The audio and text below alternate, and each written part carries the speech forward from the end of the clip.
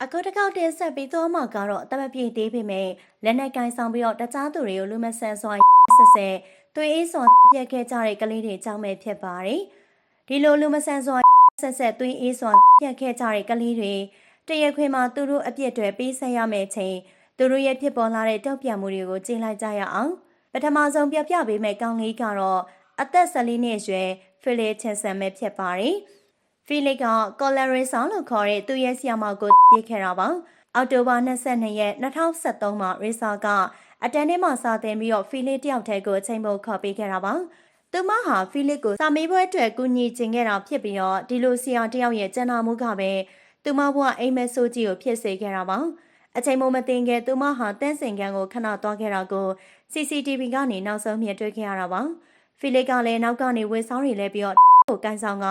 လက်အိတ်နဲ့တူရေဆောင်နောက်ကိုလိုက်သွားခဲ့တာမြင်ရမှာပါ။အဲ့ဒီနောက်မှာတော့ဖီလစ်ကတန်းစင်ကန်ထဲမှာ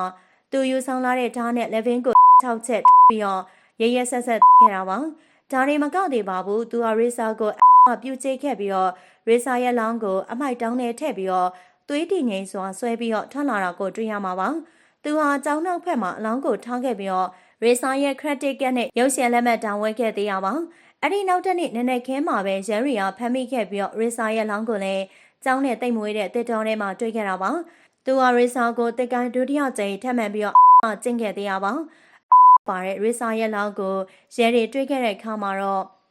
view ဆိုတဲ့စာကိုပါတခါတည်းတွေ့ခဲ့ရပါတယ်။ရေဆာအဖေနဲ့အမေအကိုကပါမကောင်းဆိုးဝါထိမ့်သိမ်းခံတဲ့နေဆိုပြီးတော့တရားရုံးထဲမှာပြောခဲ့ကြပြီးတော့ဖီလစ်ကတော့နောင်တရဟန်မပြခဲ့ပါဘူး။ဒီမကောင်းဆိုးဝါဖီလစ်ဟာဆိုရင်တော့1040ချမှတ်ခြင်းခံခဲ့ရပါတယ်။ Fredden Spencer သူကတော့အသက်19နှစ်ဖြစ်ပြီးတော့ကယ်လီဖိုးနီးယားပြည်နယ်လော့အန်ဂျလိစ်မြို့မှာပြုလုပ်တဲ့တက္ကသိုလ်တစ်ခုရဲ့ဟော်လိုဝင်းပွဲမှာလူအုပ်ကြားတဲ့တနက်နဲ့ပြစ်ခတ်ခဲ့သူပါ။ဒီပြစ်ခတ်မှုမှာလူ၄ယောက်တန်းရပြီးတော့အသက်အန္တရာယ်တော့ထိခိုက်မှုမရှိပါဘူး။တရားဝင်မှာသူဟာလူကောင်းတစ်ယောက်ပါ။သူဒါကိုလုပ်ဖို့မရွေးပါဘူးလို့ငိုယိုပြီးပြောဆိုခဲ့တာပါ။ဘယ်လိုပဲတနာခံနေပါစေတရားသူကြီးကတော့သူ့ကိုတန်နိုင်နေနောက်မှာနေ့40ချုံနှောင်မှုအမိန့်ချခဲ့ပါတယ်။လူ၄ယောက်ကိုကြံစီမှုနဲ့သူ့ဘဝအချိန်တော်တော်များများကိုထောင်ထဲကုန်ဆုံးရမယ်ဆိုတာသိလိုက်ကြတဲ့စပန်ဆာဟာစပွဲခုံနဲ့ခေါင်းကိုဆောင်ကငိုယိုခဲ့ပါတယ်။တယောက်ယောက်ကို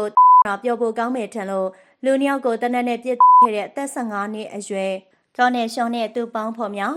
ကော်နက်ကတော့တယောက်ယောက်ကိုတိုက်ရရဲ့မိုက်မှာပဲဆိုတဲ့အကြောင်းပြချက်နဲ့မနေ့ကအလုပ်သွားဖို့ဘတ်စကားစောင့်နေတဲ့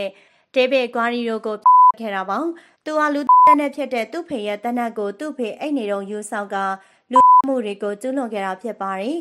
ဒေးဗစ်ဒမ်မဲ့ပီတိုရီယာရီဒိုနဲ့ဂျူရမ်မြူရီယန်နဲ့ကော်နက်တို့ဟာဒုတိယလူဖြစ်22နှစ်အရွယ်အိနီနာချင်းအဲရစ်ကိုကျူးလွန်ခဲ့တာဖြစ်ပါတယ်တယောက်ခွင်မှာကော်နက်ကသူ့မလုပ်ခဲ့တာသိပါတယ်အားလုံးကိုလည်းတောင်းပန်ပါတယ်ကျွန်တော်တောင်းပန်လဲခမ ्याव တို့အနေနဲ့ဘာမှမထူးဘူးဆိုတာသိပေမဲ့တောင်းပန်ပါတယ်လို့ပြောကြားခဲ့ပေမဲ့အဲရစ်ရဲ့ဖို့ကတော့အဲရစ်ဟာသူနဲ့သူမိမအတွက်တော့အရာရပါသူမြည်သုံးမှုအတွက်ဒီလိုညစ်ပတ်ဆုပ်ပြတ်တဲ့အပြစ်သားကိုခွင့်လွှတ်စရာမရှိကြောင်းပြောကြားပါတယ်ကော်နက်ဟာနှစ်ဘဝဆက်တိုက်အကျဉ်းထောင်မှာထိမ့်သိမ်းခံရမှာဖြစ်ပြီးတော့သူတည်ဆုံးသွားရင်တောင်သူ့ဝိညာဉ်ကနောက်ဘဝအထိဆက်ပြီးတော့ထိမ့်သိမ်းခံရမှာဖြစ်ပါတယ်သူနောက်ထပ်အသက်3နှစ်လောက်ထက်ကြီးတဲ့အချိန်မှာဒီလိုပြစ်မှုကျူးလွန်ခဲ့ရင်သူ့အတွက်တည်တန်းဆိုတော့ချက်ချင်းချခဲ့ရမှာဖြစ်ပါတယ်။နောက်တစ်ယောက်ကတော့ဂျန်နီဖာမီ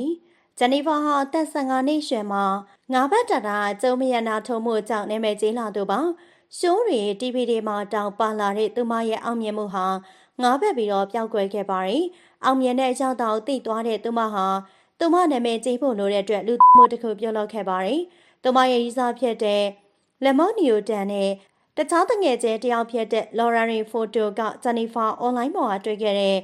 ွန်လိုင်းသားကောင်ကိုလူရက်မှုတစ်ခုလုပ်ခဲ့ပါတယ်။အသက်22နှစ်အရွယ်လူငယ်တယောက်ကိုလူရက်ပြီးတော့တနက်နဲ့ပြစ်ခဲ့ပြီးတော့ဒေါ်လာ90ရယူခဲ့ပါတယ်။ဂျန်နီဖာဟာတရားရုံးအတွင်းအပြစ်ကိုဝန်ခံခြင်းမရှိခဲ့ပေမဲ့သူမရဲ့အမေကိုဖုန်းခေါ်တဲ့အတန်ဖမ်းမှုတစ်ခုကနေသူမအပြစ်ရှိကြောင်းတွေ့ခဲ့တာပါ။အမေသမီးထောင်ကြတော့မယ်ထန်တယ်။ဘယ်လိုလဲဂျန်နီဖာသမီးလူပြီးဘသူ့ကိုလည်းသမီးဒီလိုမယူရခဲ့ပါဘူးစသဖြင့်ပြောထားတဲ့ဖုန်းမှတ်တမ်းမှာဂျန်နီဖာဟာထောင်ဒဏ်တက်ကြုံကြောက်ခဲ့ပြီးတော့သူရေးစားနဲ့တငယ်ချင်းကလည်းထိုနည်းတူပဲထောင်ဒဏ်ကြားခဲ့ပါတယ်တဲ့